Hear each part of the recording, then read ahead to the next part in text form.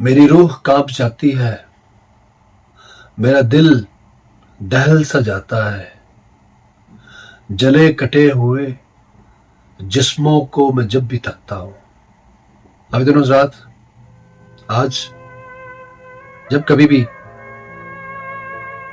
कहीं social media पे हम गजा के हालात देखते हैं तो हर तरफ सड़कों के ऊपर लाशें ही लाशें बिखरी पड़ी हैं, और उन लाशों में सबसे ज्यादा नन्हे मासूम बच्चे, उनके जिस्म और उनके जिस्मों के अज़ा हर तरफ बिखरे हुए नजर आते हैं। आज बड़े अफसोस से यह कहा जाता है कि आज इंसानियत न सिर्फ मुर्दा हो चुकी है, बल्कि इंसानियत तो आज सिर्फ गजा के मुसलमानों के लिए खत्म हो चुकी है। गैरों से किस चीज का शिकवा करें, जबकि अपने अरब ममालिक के सरबराहान डांस पार्टियां एंजॉय करने में मसरूफ है।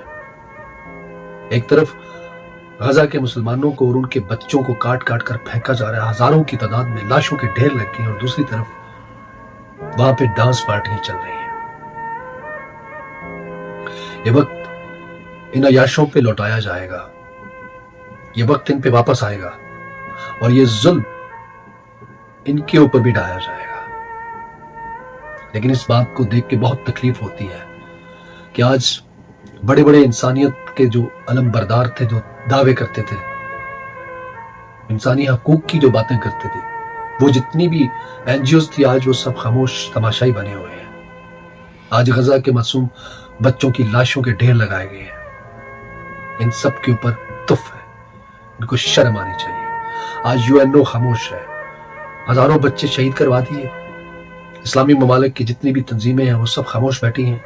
इस्लामी ममालिक की फौज खामोश तमाशाई बनकर बैठी है, बच्चों को शहीद होता हुआ देख रही है। मेरी तरफ से तो उन सब के ऊपर लानत है, तुफ है उनके ऊपर। लेकिन ये बात याद रखिए, इन बच्चों का खून रंग लाएगा और इंशाअल्लाह वो सुरखरू होंगे और उनको आजादी मिलेगी।